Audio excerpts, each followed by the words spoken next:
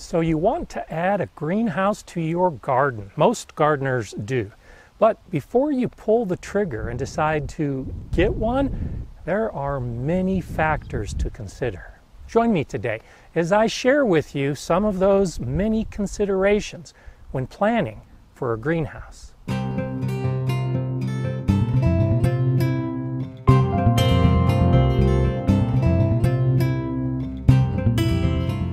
Hi, I'm Gardener Scott, and this is the future location of my garden greenhouse. It's taken me 2 years to figure out if I wanted a greenhouse, where it was going to go, what it was going to look like, and all the other factors that go into planning for a greenhouse. I'll discuss all of those here in just a little bit. I opted to get a greenhouse kit, and when it arrives here in a couple weeks, I'll start putting it together, and this is the spot it's going to go. But waiting for the kit to arrive is the last step in the planning process for a greenhouse. There's a lot more that comes before that. And that's why I've taken time to figure it all out. I've spent a lot of time educating myself further in greenhouse growing. Now, I did garden in a 42-foot dome greenhouse at the Galileo Garden and got pretty good at gardening in a big space.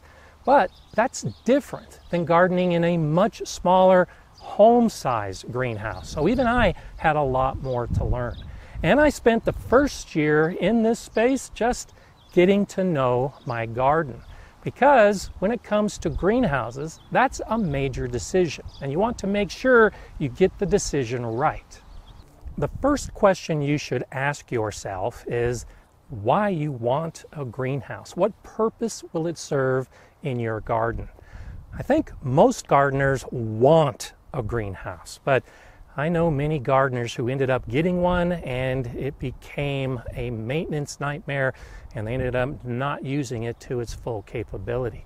So wanting a greenhouse and really needing a greenhouse or having a greenhouse that best suits your needs is really where you start with the planning process.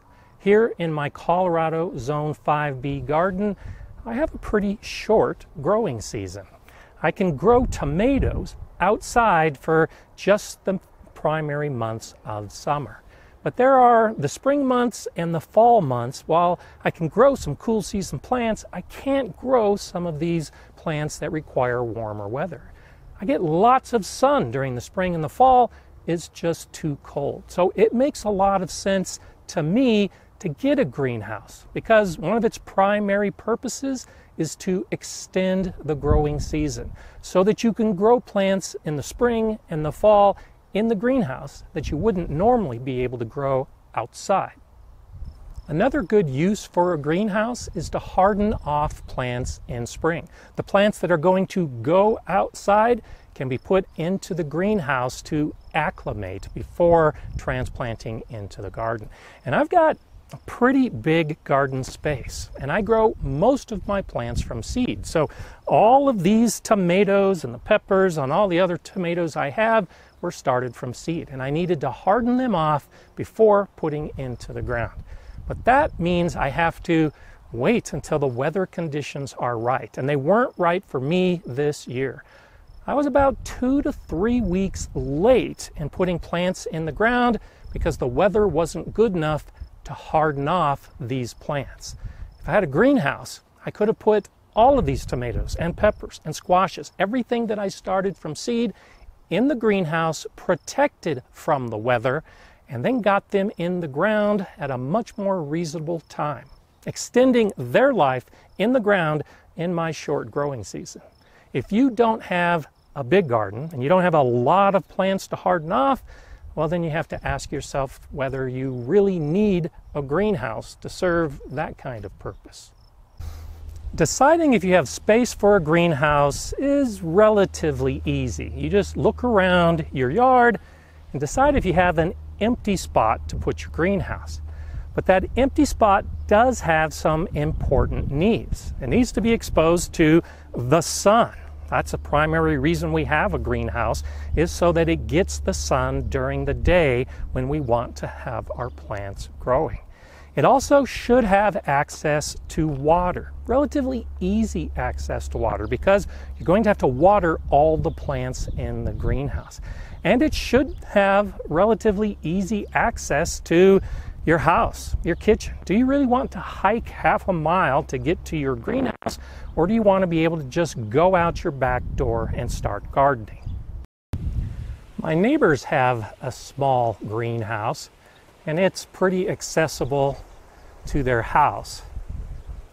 But they also have a lot of trees, and these trees can cast a lot of shade. So during the summer, their greenhouse gets a pretty good amount of sun because the sun is high in the sky.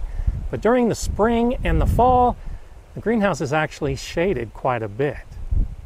And so this ties together the two concepts so far: the purpose of the greenhouse and the location of the greenhouse. If you're planning to use it primarily in the spring and fall, you need to realize that the sun is going to be lower in the sky in the spring and the fall. And so my neighbors use their greenhouse during the summer because it's shaded, and it's primarily a place where they can grow their plants protected from heavy rain and hail. But because of those trees, they're not growing in the spring and the fall. The location and the orientation of the greenhouse can be quite important when you bring the sun into consideration. If you have a greenhouse in the summer, the sun is staying pretty high through the course of the day, and the entire greenhouse is going to get a lot of sun. But in the spring and fall, with the sun lower in the sky, you can see that the side might get sun in the morning, this long side gets sun during the afternoon, and this short side again gets sun in late afternoon. If you orient the greenhouse this way, in the morning you have one side that's getting sunlight. During the peak of the day, only the short side is getting sun. And in late afternoon, only the other side is getting sun. And it's a shorter day, so the sun moves pretty quickly across the sky, which may not be enough if you have trees blocking the sun that it does get. You also need to think about what kind of greenhouse you want. Now, I already mentioned the dome greenhouse, a large one that I did at the school. You can buy much smaller dome greenhouses. You can also get a greenhouse that uses the wall of a garage or a wall of a house as the back wall of the greenhouse, either as a lean-to design or a structure that is just built out from a wall that you already have. I tend to think of greenhouses that I prefer as a standalone structure in the middle of the garden. There are other factors in deciding what type of greenhouse you're going to get. In my area, if I were to have a greenhouse that is attached to my house or my garage, I need the design and the build approved by the regional planning department. And they need to come out and inspect it to make sure that it meets the regional code. But if I have a standalone greenhouse that's unattached and unheated, up to a certain size, I don't need a permit. And that's why I chose what I did. If I went much bigger than the size I chose, then I would have to get a permit and I would have to have it inspected. So in deciding the type and where you're going to put it, you also need to think about the size and whether the size requires that oversight from your county or state or region when it comes to building. The materials that you want in your greenhouse come into play when deciding what kind of greenhouse to get as well. I had intended on building a wooden structure and then covering it in polycarbonate panels. But in the last year, the price of lumber shot up so high that it would have cost much more than I had originally budgeted. I was able to find a kit that was made from galvanized steel in the frame and also covered with polycarbonate. And the cost of the steel structure with the polycarbonate was about the same as if I had just bought the wood and built it myself. You have to think about the conditions that the greenhouse are going to be exposed to. And while I live in a dry region and a wooden greenhouse can be expected to last a long time, if you live in a very wet region, you might want to go straight to a galvanized steel or aluminum structure because chances are it's going to hold up to your high humidity better than the wood. And I think those kind of factors are too often overlooked by gardeners who rush into a greenhouse decision. You need to pay attention to your weather throughout the entire year in your garden. And that's a big reason why I waited so long, so that I could see 2 full years of weather in the spot that I expected to put my greenhouse. I have very high winds in this area. It's not unusual to have winds as high as 60 miles per hour on a sustained basis. That's 100 kilometers per hour. Well, the kit that I ended up choosing is engineered to be able to withstand those heavy winds. I also get a lot of snow in the winter.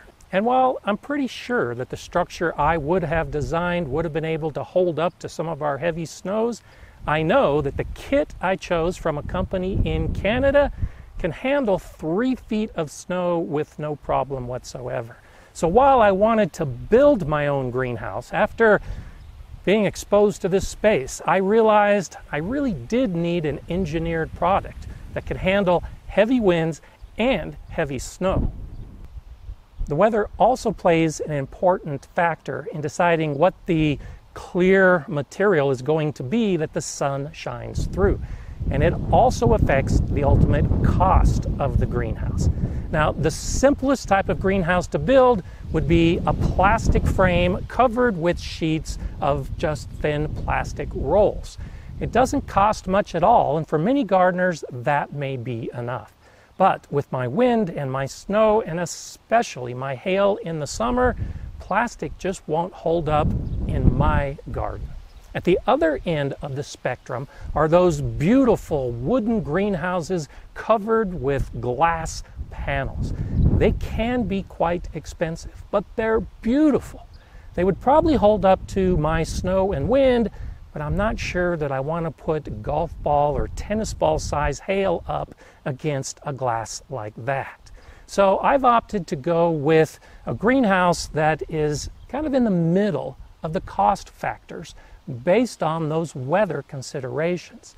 The metal greenhouse frame with polycarbonate panels can hold up to the weather, and it's more expensive than a plastic greenhouse, but it's much less expensive than a wood and glass greenhouse. And that's another reason why I've waited to put the greenhouse kit together, because it can be costly. You need to budget for it and often save for it. And the budgeting of the greenhouse becomes even more important when you start thinking about those other things that you'll need when you put a greenhouse in. In this space where the kit's going to go, I need to put down some type of foundation to attach the greenhouse to. I can't just put a greenhouse on the ground because it will blow into the fence. It needs to be anchored. Even less expensive greenhouses should be anchored. I have a friend that bought one of those very inexpensive plastic greenhouses, and it was blown apart by the first windstorm we had. Anchoring can be critical for gardeners like me. And then you have to think about all the stuff you're going to have inside the greenhouse. All those extra pots and maybe extra plant stands, the extra beds. You're going to have to buy those or make those to put into the greenhouse. So as you anticipate the kit, you gotta add all of those costs together, and you realize that having a greenhouse is more than just the frame and the covering. And it goes back to the original question. Do you really need a greenhouse when you start adding all of these costs into your decision? I've decided, because I want to do videos and because I want a longer growing season, to get a greenhouse. And based on all of the considerations so far, I've picked one out.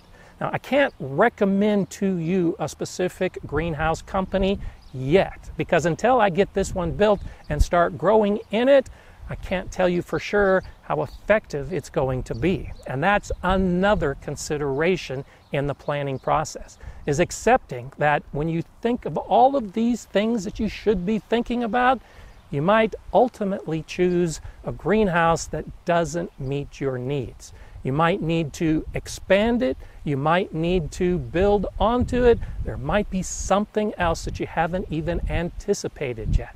I think I've thought of just about everything I need to, but I'm sure there's something I've forgotten.